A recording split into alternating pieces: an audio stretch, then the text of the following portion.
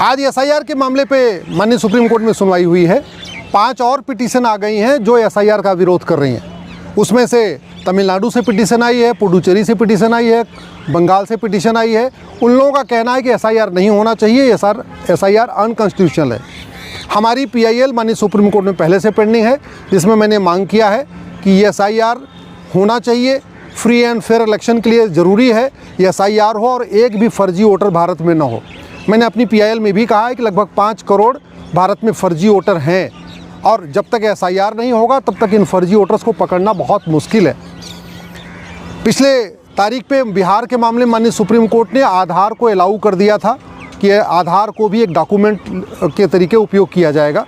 मैंने उस माननीय सुप्रीम कोर्ट के आदेश का विरोध किया है और आज मैंने माननीय सुप्रीम कोर्ट को रिप्रेजेंटेशन ऑफ पीपल एक्ट और आधार एक्ट का हवाला देके कहा है कि आधार न तो रेजिडेंस प्रूफ है, आधार न तो सिटीजनशिप का प्रूफ है, आधार न तो एज प्रूफ है। और आधार जो अभी नए निकल रहे हैं 2023 के बाद से जो आधार प्रिंट हो रहे हैं उसमें लिखा भी है कि आधार न तो एज प्रूफ है, न तो रेजिडेंस प्रूफ है, न तो सिटीजनशिप का प्रूफ है। किसी भी एरिया में वोटर लिस्ट में अपना नाम जुड़वाने के लिए 3 कंडीशन ज़रूरी है। वो व्यक्ति भारत का नागरिक होना चाहिए, उसका उसी क्षेत्र में घर होना चाहिए और वो 18 साल की उम्र उसकी पूरी होनी चाहिए, हो चुकी होनी चाहिए। चूँकि आधार न तो सिटीजनशिप का प्रूफ है, न तो रेजिडेंस का प्रूफ है, न तो एज का प्रूफ है, इसलिए आधार को केवल और केवल आइडेंटिटी के लिए यूज़ किया जाए। आधार का उपयोग केवल फर्जी वोट्स को पकड़ने के लिए करना चाहिए, फर्जी वोटर को पकड़ने के लिए करना चाहिए, न कि आधार को किसी डॉक्यूमेंट के रूप में मानना चाहिए। ये आज मैंने माननीय सुप्रीम कोर्ट को दलील दिया है और मैंने माननीय सुप्रीम कोर्ट से कहा है कि अगली सुनवाई जब 26 नवंबर को होगी तो उससे पहले हमें सुन लें। इस हमारी पीआईएल पे भारत की सभी राज्य सरकारों को माननीय सुप्रीम कोर्ट ने नोटिस जारी किया है। कई राज्य सरकारें विरोध करने के लिए सुप्रीम कोर्ट में आ गई हैं, लेकिन समर्थन में एक भी राज्य सरकार अभी तक नहीं आई है। एसआईआर होना चाहिए ऐसा कह तो रहे हैं सब लोग, लेकिन माननीय सुप्रीम कोर्ट में कभी कोई नहीं आया। एसआईआर का विरोध करने के लिए कई सांसद सुप्रीम कोर्ट आ गए हैं, लेकिन एक भी सांसद हमारे एसआईआर की जो हमारी मांग है कि एसआईआर होना चाहिए, एसआईआर के समर्थन में कोई एक भी सांसद नहीं आया। विधायक भी आ गए हैं एसआईआर का विरोध में, लेकिन कोई एक भी विधायक एसआईआर के समर्थन में नहीं आया।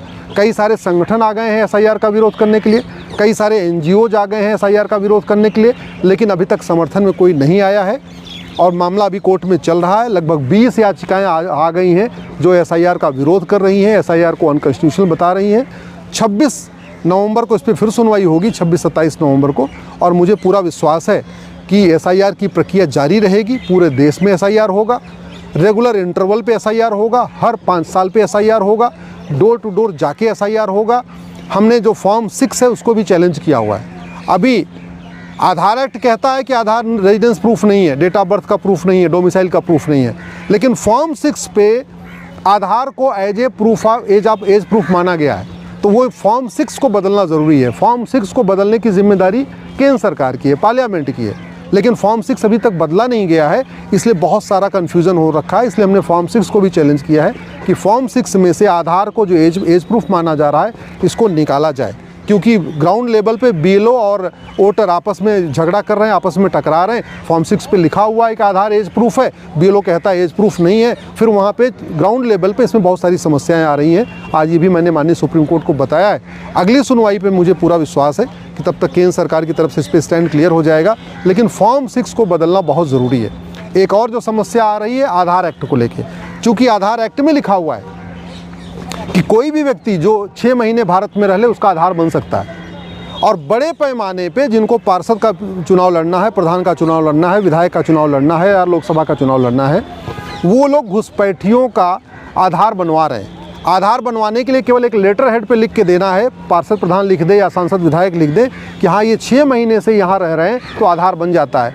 और आधार फर्जी आधार बनवाना कोई जघन्य अपराध नहीं है, इसलिए बड़े पैमाने पे आधार बनता जा रहा है। और जैसे ही आधार बन जाता है फिर 2000 रुपये दे के राशन कार्ड बन जाता है, फिर जब आधार और राशन कार्ड दोनों बन जाता है फिर 2-3 हज़ार रुपये दे के बर्थ सर्टिफिकेट बन जाता है, और जब 3 डॉक्यूमेंट हो जाता है फिर 2-3 हज़ार रुपये दे के बाकायदा डोमिसाइल सर्टिफिकेट बन जा रहा है, और जब 4 डॉक्यूमेंट हो जा रहा है तो फिर लोग अपना बैंक में खाता भी खुलवा ले रहे हैं। और आज की डेट में बड़े पैमाने पे घुसपैठिए बड़े चालाकी से भारत में ज़मीन खरीद रहे हैं। भले ही एक बिस्वा खरीद रहे हैं या 2 बिस्वा खरीद रहे हैं या छोटा सा जमीन टुकड़ा खरीद रहे हैं, लेकिन वो ज़मीन खरीद रहे हैं जिससे उनका मालिकाना हक यहाँ इस्टेब्लिश हो जाए। और चूँकि तहसील में भ्रष्टाचार है, इसलिए कोई देख नहीं रहा है कि जिसकी ये जो रजिस्ट्री कराने वाला कौन है, बेचने वाला कौन है, खरीदने वाला कौन है। और धीरे धीरे रोहिंग्या हैं या बांग्लादेशी हैं, वो देहात के एरिया में, रूरल एरिया में जा के वहाँ पे ज़मीनों का पट्टा भी करवा रहे हैं, ज़मीन अपने नाम पे खरीद भी रहे हैं। और जब उनके पास चूँकि 5-6 डॉक्यूमेंट हो गया, ज़मीन उनके नाम पे हो गई, तो फिर आप NRC करिए, SIR करिए, कुछ भी करिए, आप उनको बाहर निकाल नहीं सकते। इसलिए मेरा केंद्र सरकार से अनुरोध है कि सबसे पहले वो फॉर्म 6 को बदलें, तत्काल बदलें। दूसरा, आधार एक्ट में एक क्लॉज डालें कि फर्जी आधार बनाना और बनवाना जघन्य अपराध है।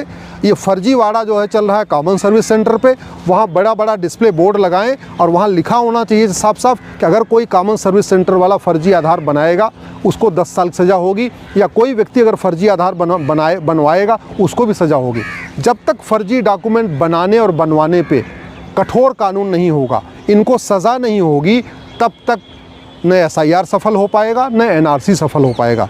SIR NRC तभी सफल होगा जब फर्जी डॉक्यूमेंट बनाना और बनवाना जघन्य अपराध हो, भ्रष्टाचार जघन्य अपराध हो। क्योंकि ये घुसपैठिए 12 से 15 हज़ार रुपये दे के 5 डॉक्यूमेंट बनवा ले रहे हैं, और फिर वो आयुष्मान कार्ड भी बनवा लेते हैं, जनधन खाता खुलवा ले रहे हैं, मुद्रा लोन लेते हैं, मुद्रा लोन लेके उसी लोन से बाकायदा ज़मीन खरीद ले रहे हैं। तो एक तरीके से 12 से 15 हज़ार रुपये घुसपैठिए खर्च करते हैं और फिर लोन लेके यहीं ज़मीन खरीद ले रहे हैं, मकान भी खरीद ले रहे हैं, अपनी झुग्गियाँ भी बनाते जा रहे हैं, और फिर उनको ढूंढ पाना बहुत मुश्किल हो जाएगा।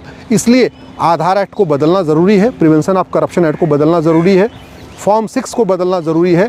जो हमारा रिप्रेजेंटेशन ऑफ पीपल एक्ट 1950 का है, इतना पुराना हो चुका है, 78 साल बीत चुके हैं, उस एक्ट को बदलना ज़रूरी है, तभी देश सुरक्षित रहेगा। नहीं तो 9 राज्यों की डेमोग्राफी पहले बदल चुकी है, 800 जिलों में से 200 जिलों की डेमोग्राफी पहले बदल चुकी है, 6000 तहसीलों में से 1500 तहसीलों की डेमोग्राफी पहले बदल चुकी है, बॉर्डर पे जो 300 तहसीलें हैं उसमें से 300 की डेमोग्राफी बदल गई है।